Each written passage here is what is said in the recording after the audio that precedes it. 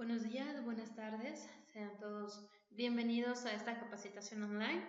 Vaya, es un tema de vital importancia para nosotros, los prestadores de salud, el síndrome de burnout. ¿Qué es este síndrome? En aspectos de atención de riesgos psicosociales se está postulando como número 1 o número 2.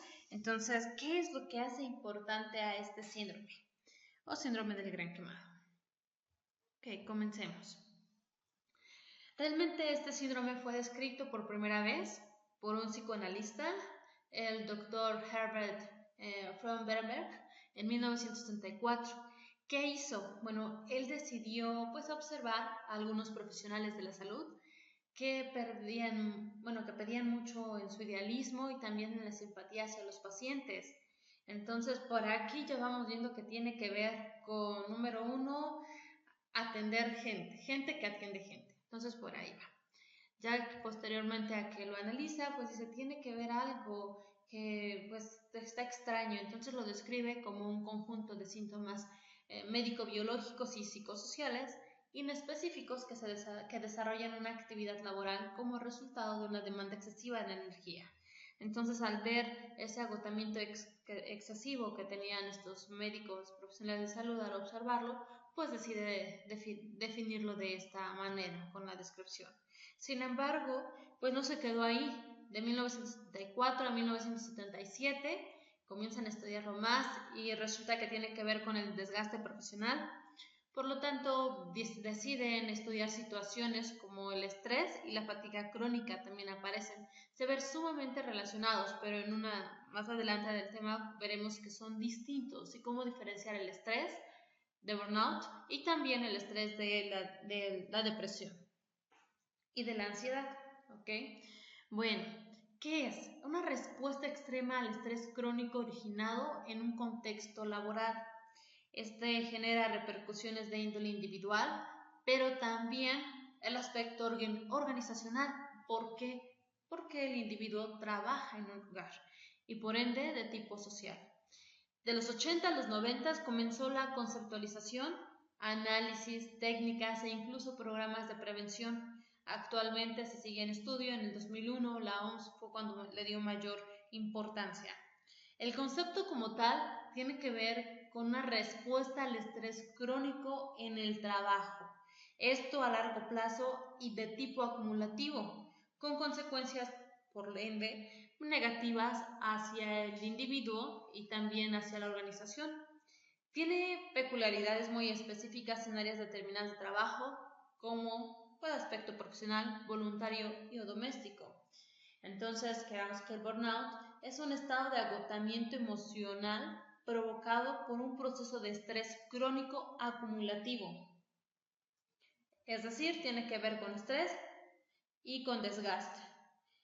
En otros términos, se ha dado como el síndrome del quemado. ¿Por qué? Por la respuesta que genera, es decir, te saturas de información y de demanda emocional que queda quemado por el agotamiento integral físico, mental y emocional, no solo de tipo biológico. La OMS nos dice que aproximadamente 160 millones de enfermedades existen relacionadas en el trabajo. Casi 2 millones de estas terminan en muerte. Cada minuto mueren 4 trabajadores por alguna enfermedad relacionada con el ambiente laboral.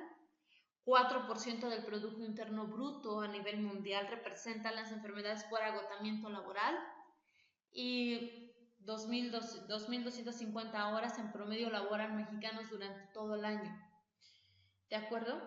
Entonces todo esto nos hace pensar que nos vamos a lo general de los 160 millones de enfermedades del trabajo a irnos a un 4% del Producto Interno Bruto que genera gasto por enfermedades de agotamiento laboral, y de ahí nos vamos hacia estadísticas de México. México ocupa el lugar número 48 entre 60 países del tema de productividad y eficiencia. Esto sí es un dato a analizarse. ¿Qué más a nivel mexicano? El IMSS no tiene registro que establezca una relación causa-efecto de manera contundente con las incapacidades generadas por agotamiento laboral y las manifestaciones físicas.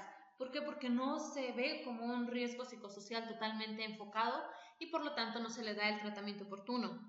La Asociación Mexicana de Dirección de Recursos Humanos en el 2013 comenzó a aunar todavía más aún, dado que la Consultoría Internacional de Recursos Humanos, la OIM, reveló que los problemas de salud derivados por el estrés laboral generan un elevado ausentismo laboral y sobre todo una baja hasta el 13% en la productividad de las empresas. Estos datos pues dijeron qué pasa con el riesgo psicosocial que establecen estos profesionales. Se han realizado diversos estudios, muy numerosos, y en número uno, hablando de manera muy general, estadísticamente se dice que todas las profesiones pueden generar un síndrome de burnout. Sin embargo, las que están en número uno son todos aquellos que establecen una conexión muy cercana, muchísima empatía con personas. Les comentaba al inicio, es gente que trabaja y que atiende gente. Número uno, señala a los médicos y ahí la demanda. Número dos, diversas opciones enfocándose número uno hacia recursos humanos, administrativo. De ahí queda otra vez más estudiantes de enfermería, políticas de personal sanitario. Es decir, absolutamente todos pueden estar pues involucrados. Y también uno de los que tienen pues alta prevalencia de este síndrome son los profesores. ¿Cuáles son las características de este síndrome? Vamos a enfocarlo en un triángulo. ¿Por qué? Porque tenemos un agotamiento emocional, una despersonalización y la baja productividad, es decir, una competencia personal baja. En el agotamiento emocional podemos involucrar una disminución de y pérdida de energía, falta de dolor, etc. Realmente son síntomas muy inespecíficos. En la despersonalización, las actitudes son negativas hacia la tarea, inaccesibilidad, conductas y despectivas hacia los receptores de servicio.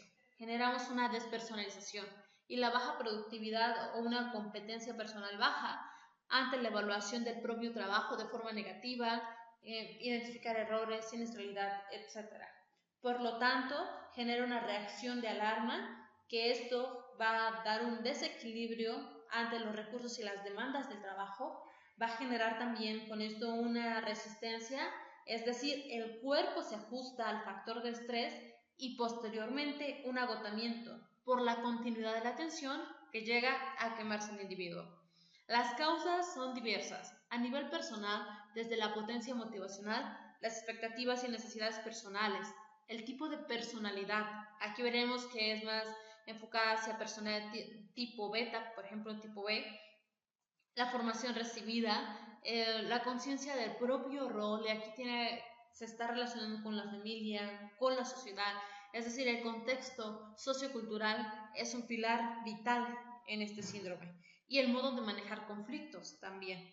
La personalidad A, aguas, porque es más propensa a sufrir burnout. Sin embargo, la personalidad tipo B, nos genera pues tener un índice más alto hacia depresión y ahí pues comenzar a estudiar qué es lo que sucede.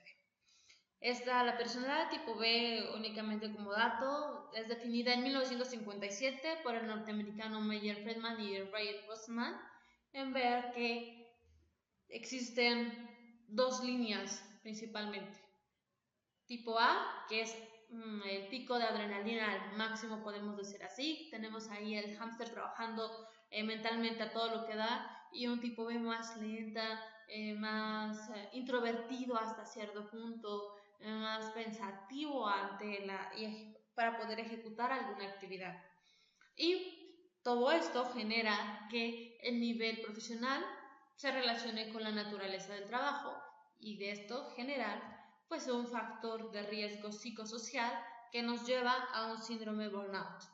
Los componentes personales que aumentan la susceptibilidad va desde edad, sexo, variantes familiares, una adecuada formación profesional, factores sociales y factores ambientales. ¿Y edad? ¿Qué podemos decir? Bueno, aunque diversos estudios se han realizado y han encontrado que edad es más frecuente hacia los recién egresados, es decir, porque ahí uno se encuentra ante la situación económica, política, social, en donde tus expectativas los ideales se van a ver contrariados en algunas ocasiones por el contexto sociocultural y podría generar como esto un riesgo hacia un síndrome de burnout, se ha encontrado que, de verdad, las personas mayores a 44 años son aquellos que tienen el primer indicio a tener síndrome de burnout. Otro más son aquellos que se centran hacia un tiempo mayor a 10 años laborando en algún lugar de trabajo, repito, gente que trabaja con gente, y esto genera pues mayor probabilidad de síndrome de burnout. Por lo tanto, se ha hecho un consenso y se ha dicho que de edad de 30 a 50 años es la edad promedio en que puede aparecer este síndrome. En sexo, mujeres, al igual que algunas otras enfermedades, pues emocionales, llámese ansiedad y depresión, por decir algunas. Y las variables familiares, netamente núcleo familiar, comandado con conductas que nos llevan a la susceptibilidad. La inadecuada formación profesional tiene que ver con esta preparación del individuo a la autorrealización y los factores sociales y cómo se ve involucrado, las demandas que tiene. Otro de los síntomas que puede involucrarse a la susceptibilidad pues es esta falta de realización personal que se puede encontrar desde un recién egresado a alguien que tiene mayor tiempo, es decir, hablando en datos estadísticos, 10 años. Entonces el síndrome de burnout tiene un alto índice de estrés. Esto va a generar pues cambios en el bienestar. Las escalas, ¿cómo tenemos esta edificación, por así llamarlo? Existe un tipo leve, moderado, grave y un extremo. En el leve, los síntomas son vagos e inespecíficos. Es decir, pueden tener el paciente o mi compañero de trabajo cefaleas, dolores en lumbalgias, dolor en la espalda alta. Entonces, estos síntomas pueden ser muy variados. Sin embargo, entre los primeros que se encuentran es la dificultad a levantarse por la mañana o el cansancio patológico.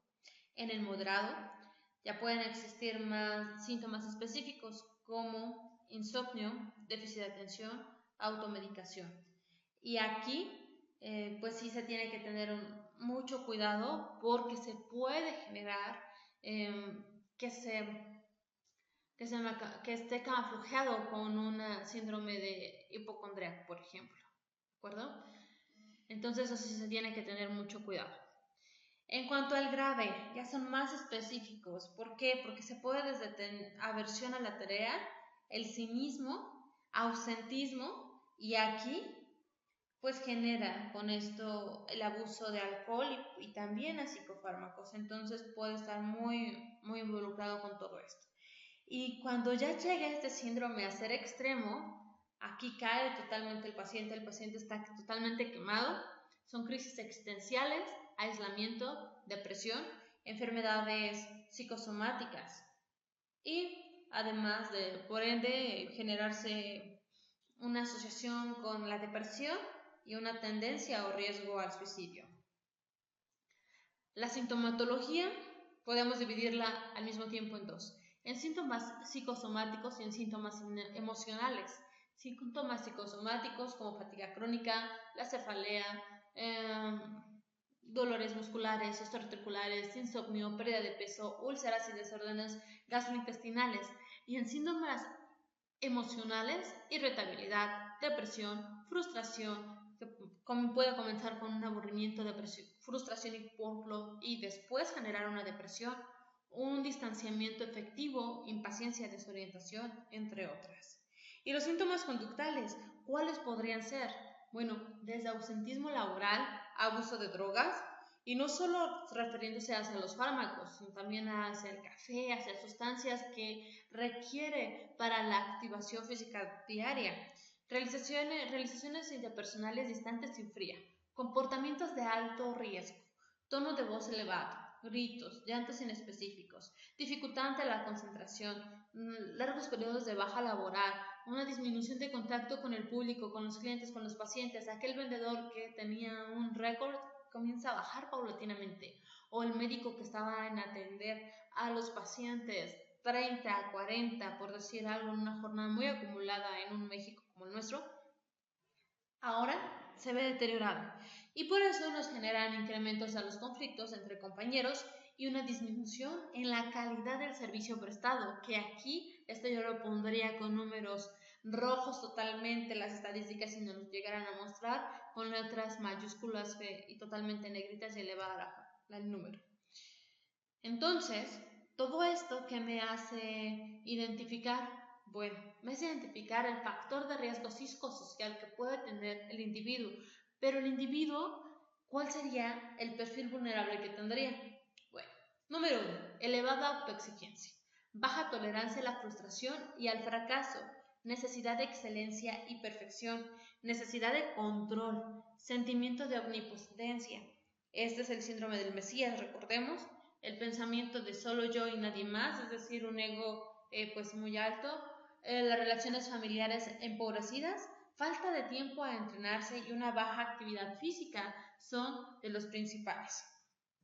Y ese podríamos tenerlo. Antes de pasar a diferenciar la depresión con el síndrome de burnout, tendríamos un modelo explicativo del burnout según Leiter. ¿Esto qué genera? Bueno, nos dice, las demandas interpersonales con la carga de trabajo nos va a dar el cansancio emocional y esto una falta de recursos que se va a 1, despersonalización y 2, baja autorrealización y después nos genera el burnout. ¿Ok? Viendo esto, vamos a diferenciarlo también con la depresión. ¿Cuál sería la forma de diferenciar la depresión del síndrome de burnout? Recordemos que en la depresión tenemos una mnemotecnia muy buena para los síntomas. Y síguenos, ¿qué eficacias? 1. En depresión, la psicomotricidad está disminuida o aumentada, el sueño está alterado, el interés está reducido, la concentración está disminuida, el apetito y peso pueden estar alterados, la culpa o autorreproche, una energía disminuida o fatiga y la tendencia al suicidio. Esto es eficaz para depresión. Doctora, pero estos síntomas se pueden encontrar en otro momento. Ahorita vemos cómo vamos a diferenciarlo, sobre todo burnout. Ahora, cuando encuentro 4 de estos o más en menos de 2 semanas, voy a decir que con el humor depresivo hago diagnóstico de depresión. Y de acuerdo a la OMS, la duración mínima son 2 semanas. Recuerden, mínimo 2 semanas de estos síntomas es depresión hasta demostrar lo contrario. Síndrome de burnout es acumulativo y puedo pasar años así. Antes de pasar al tratamiento, también quisiera comentar que el burnout puede estar 2, burnout activo y burnout pasivo. ¿Cuál es el burnout activo? Es un mantenimiento de la conducta asertiva. ¿Por qué? Porque puedo tener un pico de actividad, ¿de acuerdo? Y el burnout pasivo destacan los sentimientos de retirada y de apatía. Entonces, aquí ya vamos encontrando cómo es que voy a ir dando el tratamiento dependiendo del síndrome burnout en donde nos encontremos, activo o pasivo, va a lanzar el tratamiento, ¿bien? Y el tratamiento, ¿hacia dónde va a estar enfocado? A nivel individual, grupal y netamente organizacional. A nivel individual, ¿qué encontraríamos? Desarrollar las conductas que eliminan la fuente de estrés o que la neutralicen. El entrenamiento con técnicas, solución de problemas, estrategias de asertividad, un manejo de tiempo eficaz, el desconectar el trabajo con la casa. Punto vital. El trabajo se queda en la organización al momento de mi salida, sea en la 1, 2, 3, 5, 6, 8 de la noche, la hora que fuese, desconectar total. Practicar técnicas de relajación, tomar pequeños descansos en la jornada, aproximadamente 5 minutos por hora, marcarse objetivos reales y factibles de conseguir, eso es vital, no ser tan exigentes. Y en la terapia grupal, fomentar las relaciones interpersonales, fortalecer los vínculos sociales entre los miembros del grupo de trabajo, facilitar la formación e información. Y con esto, pues va a generar que a nivel organizacional se genere el desarrollo de programas de prevención de riesgos psicosociales, potenciar la comunicación vertical, ascendente y descendente, no solo hacia un lado, establecer la forma precisa del sistema y los roles de trabajo que se van a tener, van a instaurar un sistema justo de recompensas, delimitar los estilos de dirección y liderazgo, que es de vital importancia en una organización, y formación de mandos intermedios y directivos que no se pueden pasar desapercibidos. Entonces, con todos estos puntos a nivel individual, grupal y organizacional, vamos a tener un tratamiento. Y algo que les debía es dar las diferencias entre el estrés y el burnout. ¿Cuáles son estas? Punto 1. En el estrés hay una sobreimplicación en los problemas personales. En el burnout hay una falta de implicación. En el estrés hay una hiperreactividad emocional porque esta situación me genera que esté respondiendo a todo. Y en el burnout tengo un desgaste emocional. En el estrés, el daño es más fisiológico y burnout más emocional. ¿Por qué? Porque es el fundamento principal para considerar este síndrome. Al mismo tiempo, en el burnout genera un agotamiento que me afecta la motivación y la energía. Y en el estrés, este agotamiento y energía se va a ir hacia lo físico y que me puede generar una depresión que me produce como reacción ante las energías físicas. Y la depresión del burnout puede ser por la pérdida de ideales. Ahora, en el estrés puedo tener efectos positivos a exposición. Esto recordando o entenderlo como el eustrés, que son situaciones y experiencias en las que el estrés tiene un resultado positivo porque produce una estimulación a actividades adecuadas, y en el burnout únicamente tiene efectos negativos. Entonces, ya con estos puntos podemos diferenciar estrés, burnout y depresión, que es totalmente distinto cada uno. Y el tratamiento, repito, individual, grupal y organizacional. ¿Y por qué se tiene que dar un abordaje hacia el burnout? ¿Por qué? Porque ya que el panorama se puede ampliar con los beneficios integrados a las empresas que implementan los programas de salud, se tiene que un 62% mejora el clima organizacional, un 19% la productividad, 16% aumentado también hacia todo también aunado a la productividad, y el 3% de la productividad en cuanto a la mejora del clima organizacional y una disminución de la rotación, y con esto pues genera mayores beneficios a la empresa. ¿Por qué nos dice la empresa que no implementar estos planes de salud? En un estudio que se realizó del 2010 al 2012 se dice: 1. Inversión económica. Desde el 2010 al 2012 va del 33 al 35% con ese argumento. Pero más allá, el tiempo se postula como número 1. ¿Por qué? Porque las actividades en la organización ya están netamente explícitas y no podemos conceder pérdida de tiempo. Pero si aquí el profesionista de salud, totalmente enfocado a la prevención de riesgo psicosocial, muestra las estadísticas que generan un aumento en la productividad y una baja en el ausentismo, podría ser un indicador para establecer planes de salud. ¿De acuerdo? Del 2010 al 2012 se han incrementado, ha pasado de un 42% a un 59%. Bien, y las acciones de las empresas, ¿qué nos dicen? Que mejoran la calidad de vida, de un 29 ha pasado a un 39%, más de 500. Los programas de activación física también, porque no nos podemos solo quedar hacia lo emocional y técnicas de comunicación, terapia, socioconductal, etc. Y también involucrar programa de nutrición, porque se ven factores biológicamente involucrados. Y con esto nos da la asertividad hacia el tratamiento.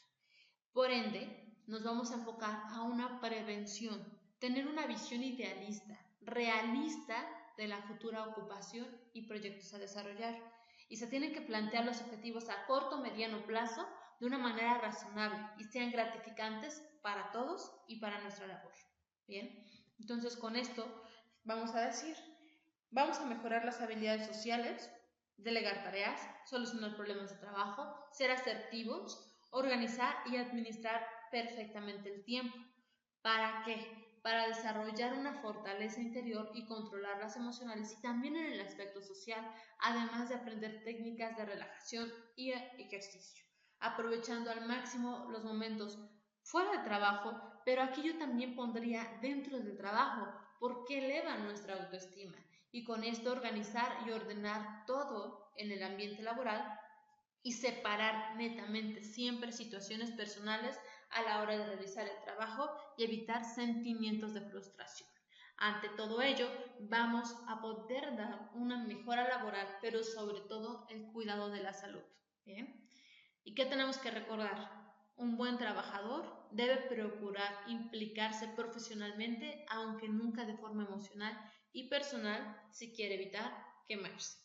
Bueno, esto fue la capacitación de síndrome de burnout, un tema muy bueno, podremos sacar muchísimo más, pero dado el tiempo, ahí vamos a parar. Soy la doctora Carmen Rivera Polvo y como siempre un gusto poder dar estas capacitaciones. Que estén muy bien y nos vemos en la siguiente. Hasta luego.